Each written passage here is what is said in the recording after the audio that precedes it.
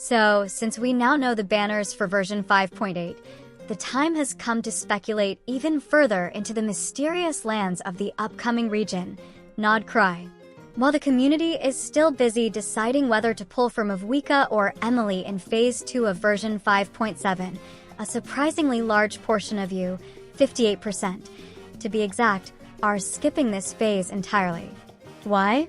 Because you're already eyeing the horizon, looking ahead at what comes next. And that's exactly what we're going to explore in this video. A full roadmap from 5.8 all the way to 6.3, based on what we know so far, what has been leaked, and what we can reasonably expect. Version 5.8 brings a lot to the table. According to the incredibly consistent leaker HamDGCat, we will be seeing the first reruns of Chaska, Moalani, and Seatlali. All three of them were introduced during the early Natlan cycle and are now receiving their first banners again before we move on to a new region. That alone would make this patch exciting, but it doesn't stop there. We're also getting a new 5-star character named Ineffa.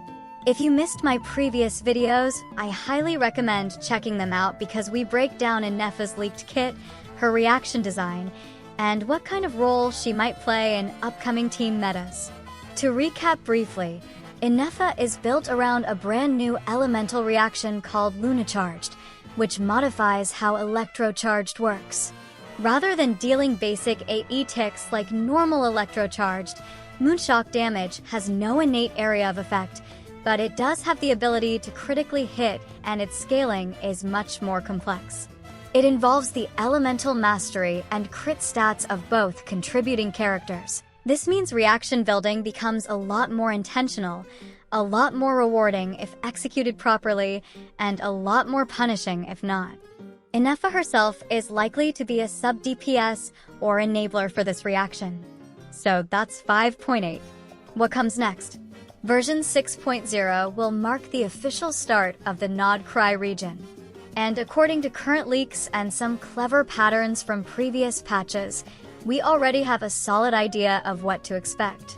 First half of 6.0 will feature a new male character, an Electro male, main DPS who is likely designed to work alongside Ineffa. His kit is built around Electrocharged damage output, and he represents one of the first full-scale attempts by Hoyoverse to create a meta-relevant Electrocharged reaction-focused hypercarry. The second half of version 6.0 will feature a new Geo female DPS character. Her design seems to focus on crystallized reactions, effectively filling a similar role as Navia, but possibly with power creep. Now here's where it gets interesting. Every major region release has historically begun with an Archon rerun. For example, Raiden at the start of Natlan. So who could it be this time? Based on rerun gaps, the most likely candidate is Nahida.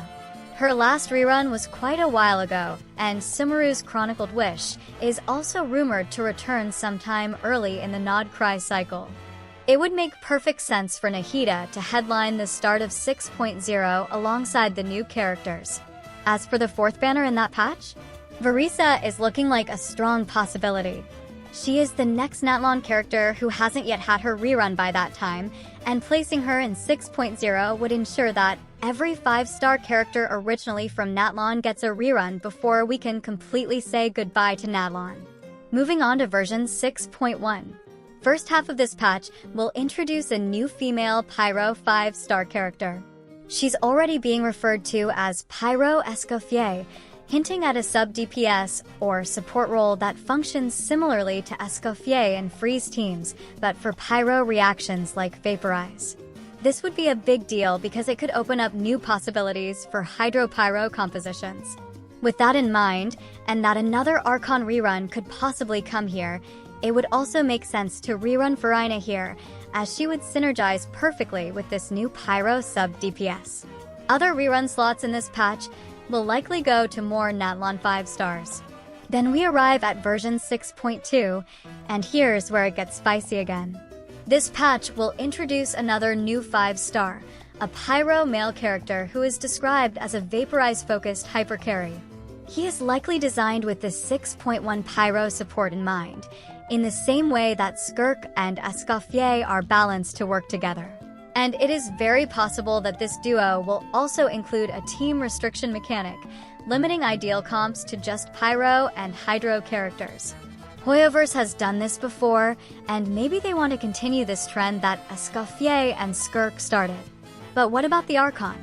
Normally, the second, or also considering Mavwika's debut, the third version of a major region would introduce the Archon character. However, according to every credible source available, there is no indication that the Cryo Archon, Tsaritsa, will be released during the 6.x patches. That's right, it looks like Nod Krai may not feature a playable Archon in its initial updates.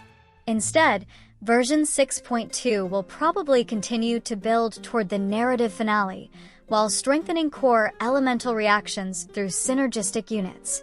And then we reach version 6.3. This is where Columbina is expected to make her long-awaited debut as a 5-star Hydro DPS. If she turns out anything like her design and lore appearances, she's going to be a top-tier character. Hydro is one of the strongest elements in the game due to its reaction potential, and giving Columbina a powerful Hydro DPS kit could easily make her the meta-defining unit of the Nod Krai saga. She could replace the usual powerhouse of an Archon that normally comes every major region. But one thing is clear, she is going to be insane. In the second half of 6.3, an Anemone female is expected. Her concept revolves around something called Swirl Bloom, which is fascinating because as of now, Swirl and Bloom do not interact directly. This could represent a new gameplay layer that changes how we look at Anemone support or reaction chain setups. If she's done right, she could have game-changing utility. And here's how it might all come together. Columbina, expected in the first half of version 6.3, is a Hydro DPS, meaning she would naturally pair well with any Bloom-based reaction setup. That instantly makes her synergize with Dendro units, and what better way to enable that than with a Nahida rerun in 6.0. Nahida hasn't had a rerun in a while, and if Hoyoverse wants to make these new reaction-based characters pop off, giving us another chance to pull for the best Dendro unit in the game makes perfect sense. On top of that, there are growing signs that a Sumeru Chronicled Wish could be arriving early in the 6.x cycle. We're talking about banners stacked with returning Dendro units, Alhaitham, Tinery, Baiju, and so on. If all these pieces line up, it suggests that not only will the Swirl Bloom Anemone character be heavily reaction-based, but she might also be released in a meta where Dendro is front and center again. So don't sleep on her. But what does all of this mean for you?